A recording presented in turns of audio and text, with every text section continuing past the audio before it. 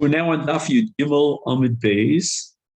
Gemara says Choltu, if they gave chalitza to the tzaras erva, Beit Shammai poslu min hakahuna. In other words, according to Beit Shammai, the chalitza is valid, and the Rabbanan equated chalitza with gerushin, and just like a woman who received a get from a husband can never marry a Kohen, so too a woman who received chalitza from the Yavam can never marry a Kohen. Beisil machshirin.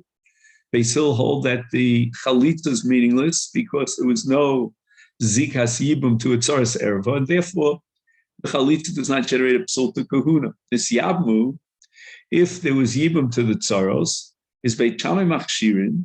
Beit Shammai will allow her to marry a Kohen because she's an almana. An almana is muteris lekohen. Who Beisil posts. However, Beisil say that the tzaros are psulos lekuhuna. Why? Because according to Beisil, tzaras erva has the same status as an erva. There's no mitzvah of yibum, and therefore the original erva relationship of Eishasach remains. And if he was miyavim hadiyavim, then he has violated an Isser kares, and he makes her into a zona. And the Torah says in Parashat Zemar, Isha zona v'chalolo yikachu, a zona is disqualified for Kohen. The Mishnah adds, Afal pi, she'elu osu ve'elu matirin, elu posu ve'elu machshirin, lo nimnu beis Shammai milisa noshim mi beis Hillel, v'lo nimnu v'lo beis Hillel mi beit Shammai. There was intermarriage amongst the followers of Beis Hillel and Beit Shammai. Now, even though, according to Beis Hillel, the tzaras erva is an Isser Eishes Ach, and according to Beis Shammai, advocating yibum, the child of such relation, according to Beis Hillel, would be a mamzer, and he's not allowed to come into the kol. But nevertheless, Beis Hillel were not choshish for this, because they assumed that Beis Hillel would notify them in advance that this is a woman or a man who was born to a tzaras erva after a yibum situation. And in the opposite, let's say, for example, Beit Shammai were machbir, they declared that something, let's say a kli, is tameh, and according to Beis Hillel, it's tar. Nevertheless, lo nimnu milios osin taharos elu al gabi elu. And Beit Shammai would not be inhibited about using the kelim of Beis Hillel, because Beis Hillel, let's say, for example, they would lend a kli to Beit Shammai and the disciples of Beit Shammai didn't have to worry about it, because Beis Hillel would certainly notify Beis Shammai, the recipient of this lent kli, the borrower, in other words, he should know that this is tameh, according to your sheet, according to our sheet. Gemara says, Omer Abshim ben Pazi, my time in the Beit Shammai. Why does Beit Shammai allow a tzara to be misyabemes? V'chsiv lo tia eishes hameis hachutza li'ish zar. And Beit Shammai get a dash to the word hachutza. Hachutza means a yevama who's sort of on the outside as far as yibum is concerned. She's not krovalo. She's like a nachris legabav. And it says chutza Michal de'ika pnimis. There is a Yevama who's close because of her kirva, her relationship. She's a bas, she's an aim, whatever she might be, related to the Yavam. And nevertheless, the Omar Rahman, the Torah says, Lotia, Eishes Hameis Hachutza Lishzar, which means that there should be Yivu. So on that woman who's called Chutza, who's the tzaras erva, the Torah says, Lo sia lishzar, but rather she should be Mitzvah Bemes. Beis Hillel. What do they do with the word hachutza? Miboilu, they derive from the word hachutza, lichide Rabbi Yehuda Marav. The Omer Rabbi Yehuda Marav, minayin she'ein kedushin totzim b'yavama. Rav Shita is that if someone from the shuk would give kedushin to a yavama before yibma chalitza, then ein ha-kedushin tos. There's no valid kedushin with the yavama l'shuk shenemar Losia eishes hames hachutza leish zar. And how do we interpret this? Losia ba havaya lezar.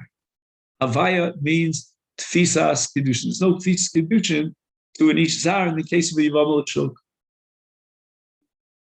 And that's derived from the word hachutza.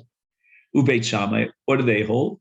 Miksiv lachutz. It should have said losia lachutz. She shouldn't have a havaya lachutz. But chutza ksiv, it says the word chutza. Chutza indicates chitzona, that there are two women, two Yevamos that fell for Yibum, two tsaros. One of them is Pnimis, she's a krova to the Yavam. The other is chitzona. Ubeit Hillel, they understood that you should not remove the pshat of the pasuk. Even the chsiv chuta, kimad the chsiv lachutz dami. They equate the word hachutza with chutz, lachutz. The Sanya Rabbi Nechem Yomer kol teva shetzricha lamed betchila hitila kosef hey besofa. Whenever you have a lamed at the beginning of a word, then you can substitute for the lamed a hey at the end of the word. So lachutz with a lamed at the beginning as a prefix becomes chuta with a hey as a suffix. V'chein tana b'bei Rabbi Yishmael, he gives an example of Kigon. We're talking about when Klal Yisrael entered to a place, arrived in a place called Elim. So the pasuk says, "Vayavo Elima." In other words, instead of saying Le Elim, it says Elima. Or, for example, by David, it says they arrived at Machanayim. It says David ba Machanayim, again with the hey at the end. Or, for example, when Avram goes down to Mitzrayim, it says Vayer Avram Mitzrayim, and again the hey at the end of the word Mitzrayim. Or in Bamidbar Lamed Gimel Vayachnu Balmon Divla Simon. Or, for example, Vataveosi Yerushalmi. Again, in all these cases, I love a midbara, the hey is added at the end of the word. Beis Shammai, they darshan the word chutza to be matir, a tsaras erva, is the Rabbi Yehuda Marav Minolahu. How do they derive the conclusion that there's no tfisas kedushin in the case of Yevamot shuk? And the Gemara answers that they derive it from the leish zar. It says losia leish zar, and that means there's no havaya to an ish zar. They don't need the word chutza. Nafka. That's where they derive from. They still nami typically be leish zar, right? It says lotia leish zar, which would imply there's no havaya to an ish zar in the case of Yevamot shuk. And the Gemara answers einochi nami. Chutza lamali. Now it's stuck back. We made the whole circle. What do we do with the word chutza according to Rabbeinu Tam? According to Beis Hillel? And the answer is lerabos harusa. That if the brother that died had only implemented erisin with his wife, nevertheless she falls for yibum after his death. And that's what chutza means. Chutza means a Yevama who's chitzona l'bayla. She's not really in his domain, in his rishus and his bias. She's only in arusa. The idach, as Beit Shammai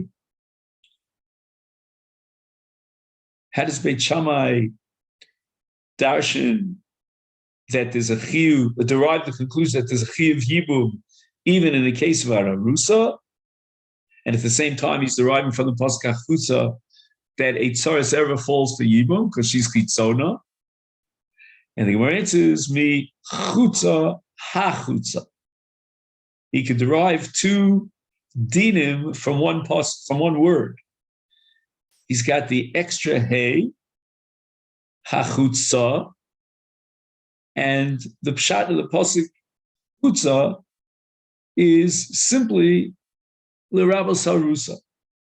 Ve'ida chutza lo mashmu. Beis Hillel does not derive any conclusion from the hay, and he doesn't assume that the hay is an extra hay. Therefore, he can only derive the conclusion that there's a din yibum in an arus. You don't have to interpret Beit Shammai based on a drasha. You could derive Beit Shammai's conclusion based on svara, based on logic. Ein iser chalal iser. In other words, the iser of arayos is not going to be chal vis-a-vis the tsaras erba because she's already eshes ach. And we have a principle, which the Gemara is going to clarify later on, of ein iser chal iser. So the erba is not chal vis-a-vis the tsaras; she's already eshes ach, and therefore she falls for yibum because the Torah was matir eshes ach. So the Gemara says, Teinach, that makes sense. Heicha din nasa hames bi'achach nasa chai. Let's say the brother who eventually dies, he married his wife, and she became asura al ochiv. And afterwards, one of his surviving brothers married the sister of his wife. So in such a case, lo asi isra chos isha b'chala isra ishes ach. Once she's asura, midin achos, midin ishes ach, then you don't add on top to boot the isra achos isha. So therefore, she's not considered an erev of achos isha vis-a-vis the yavam, and therefore she doesn't pater up the tzara. So there's a special gzeres hakasuv that the erva herself does not fall for yibum, but she cannot pater up the tzara midin tzaras erva because of that extra erva, one of the 15 arayos, because that's not going to be chal on eshesach. And all this makes sense in a case where the late brother first, in sequence, married Rachel, and later Shimon, the Yavam, married Leah. So there's Rachel first and Leah second. Rachel to Reuven, who unfortunately passed away, and Leah to Shimon the Yavam. Ella, but now let's switch it around. Nasa Chai, let's say that Shimon had married Leah before Reuven had married Rachel. So already from the get-go, Rachel's status vis-a-vis Shimon is that of achos ishta. V'yachach nasa hames, then Reuven, who eventually dies, marries Rachel, the sister of Leah, is then achos isha kadin. First, the Iser erva of achos isha was chal. So you cannot apply ein Iser chal Iser vis-a-vis the erva of achos isha. Later on, there's an Iser erva with regard to Rachel vis-a-vis Shimon of Eshes Ach, but Eshes Ach is now being chal on a pre-existing erva status and the Iser status of Rachel vis-a-vis Shimon because of achos ishta. So in that case, we should say that the Tsaras erva is now going to pick up that erva in addition to Eshes Ach, and it preempted Eshes Ach. It emerged before Eshes Ach. And therefore she should be p'tura mi'ibum, just like the erva herself. My answer is lo asi iser eshes ach b'chal iser achos isha. Ahavi leit saras erva shalom makom mitzvah v'sharia.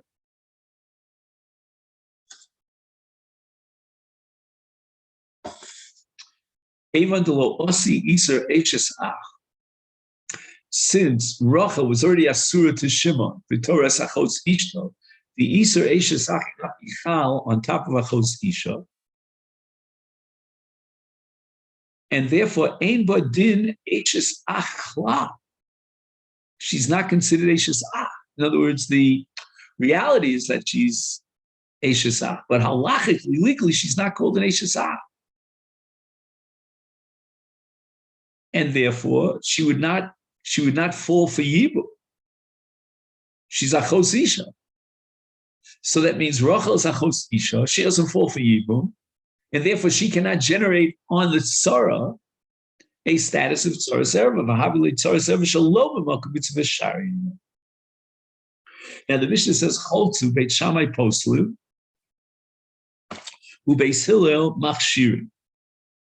So what's the status of this woman who's a tzaras erva? She received chalitza vis-a-vis a kohen. So what's the pshita? I mean, according to Beit Shammai, she needs chalitza, calls for yibum, and the chalitza is valid. And we know the chalitza has a din like a gerushin, and it passes off the kahuna. Moetzes lafuki di Rabbi Yochanan ben Nuri. The Mishnah is coming to exclude Rabbi Yochanan ben Nuri. Diomar Rabbi Yochanan ben Nuri holds bo nisakin lehem litzoros shiu choltos v'lo misyabus. He wants to be Yotze, the Shita of Beit Shammai, who says that a tzara is not allowed to get married without chalitza. So therefore, let's make a takana that we should require chalitza in the case of a tzaras erva. And this would go even according to Beis Hillel, who says that she's not allowed to have yibum, but okay, so she'll have chalitza, and there'll be a takana d'rabbanan to have chalitza in order to cover our bases of Beit Shammai. Chamash Malon, the Mishnah wants to tell us that the Beit Shammai machshirin, that we do not require chalitza even in Rabbana. We don't have to be choshish for the sheet of Beit Shammai, and therefore the chalitza is meaningless, and she still remains in the status of ksheira l'kuhun. The Mishnah says nisyabnu Beis Shammai machshirin Beis Hillel post. So once again, the Gemara asks chasu lamali. This is also pshita that according to Beit Shammai, she's not psula. She is designated for yibum. So why should she be psula? She's just an almana. On the flip side, it's pshita that according to Beis Hillel, she's psula lakuna midin zona, because the beilu is a bilas erva of Eishes Achid. So Moran says, Ivy the Tana also Tana Nami Nisyavnu. Once they mentioned the din of psul kuhuna in the case of chalitza, which according to Beit Shammai passes her, according to Beis Hillel, ksheira lakuna is Tananami, in order to make it all symmetrical and fit into place with a mirror image and parallel, he says nisyav. Now we're going to talk about the pasuk lo tisgoded, and that pasuk appears in Shmos Perek Yud Beis. So 1 second. And the Gemara in the Masechet Megillah seems to contradict the Isur of Lo Tiskoded. And then we'll bring it back to Beis Hillel Beit Shammai in Yibum. Tanan Hasam at the beginning of Masechet Megillah, it says Megillah Nikres. If you have a walled city from the time of Yoshua ben Nun, they read the Megillah on the 15th. In the unwalled cities, the open cities, the present, they read the Megillah on the 14th. The Kfarim will sometimes read it on the 11th, the 12th, the 13th, in a case where these days fall out on a Monday or a Thursday, which is Yom Knisa, and the Rabbanon would make it that they could read Megillah before Purim. Isn't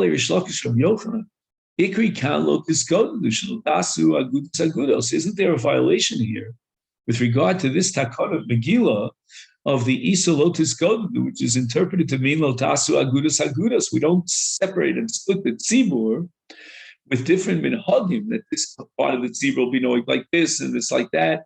We should always be kovea one uniform hanaga for all of Klal Yisrael, so it shouldn't look like two Torah.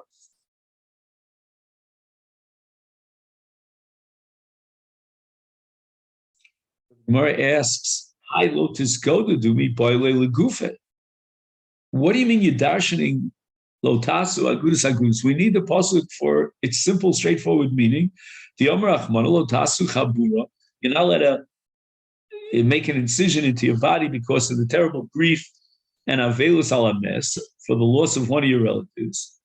So how can you allow yourself the luxury of darshaning agudus agudos when I need the pasuk for lotus goda do for Lotasu Chabur Alames? And the answer is, in Cain, if the pasuk is only coming to establish the Isur Chabura Alames, Lemakra, Lo Tiggodadu, there's an extra tough. And Lo Tiggodadu would be much better. You're not allowed to make a Gedita. So the noun is Gedido, which is an incision into the body, a chabura, and Tisgodu is to make that incision. Umay Tisgodu, why the extra tough? Shmamino lahachi udios, it's coming for another drasha, the Isser of Asiyas Agudos. The Ema Kule, lahachi udios, maybe the pasuk is only coming to teach me lotasu Agudos Agudos. How do you know that the pasuk is generating an Isser Asiyas Kabur Nes? In Cain, lema krolo togodu. Milo tisgodidu. There's an extra dalet here. Could have said lo togodu, and it said lo tisgodidu. So we have an extra dalet. Shmaminotak. Amalei. So now Rabbi Yochanan is coming to answer each question. What do we do with the Mishnah at the beginning of the Megillah that established different days for Kriyas HaMegillah? Why is that not a violation of Agudas Agudos? So Rabbi Yochanan sort of like answers the question of Reish Lakish with another question. Ad kan lo shanisa. This is the only case in the Mishnah Megillah that you find chilukei minhagim. What are you going to do with the Mishnah at the beginning of the fourth parak of Pesachim? It says makom shenagu las malach b'erev Pesachim otzen, makom shenagu shelo lasos ein otzen. So we have different minhagim with regard to the status of Erev Pesach on the 14th of Nisan, whether there's an Isser Malacha in the morning of Erev Pesach. Amalei Reish Lakish said that wouldn't bother me. Why is that? I'm not talking about minhagim. I'm talking about Isurim. The Omer of Shemen or Shemon Bar Abba Omer of Yochanan.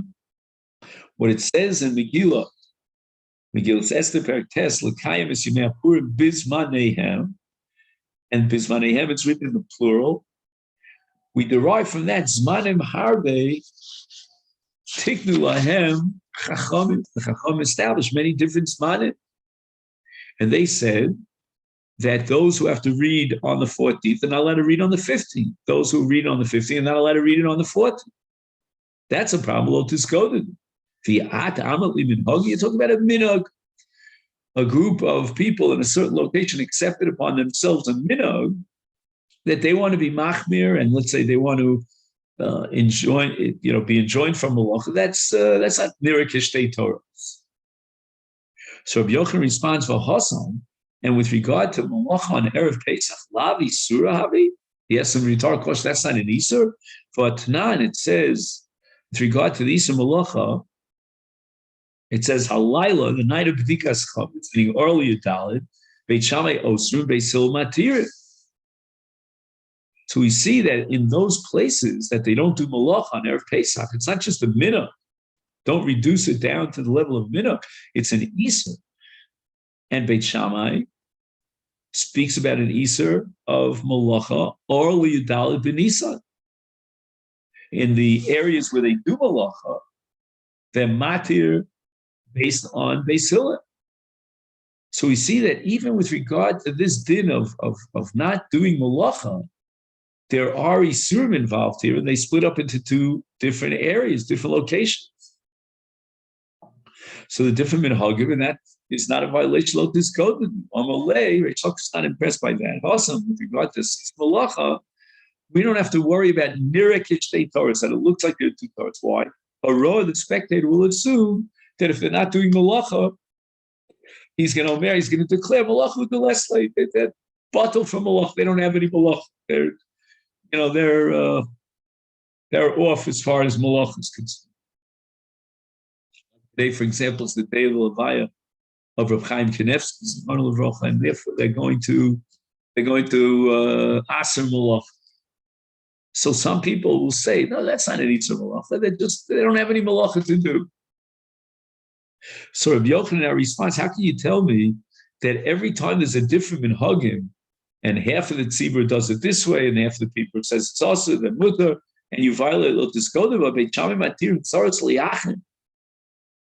Beit Shammai hold that the tzaras erba is allowed and falls for yibum to the brothers. Beis Hillel say that that's also. And this was the minhag of the Talmidim of Beit Shammai and Beis Hillel. So you see that even if part of it's or matir something, and the other part of the tzibur aser, that's not considered lotus goded. Why don't you ask your kasha from Beis Hillel Beit Shammai with regard to Taurus Ereva? And this kasha is going to be addressed here on the top of Daf Yud Dalid Amud Alpha. Ritz Hashem will be our next link.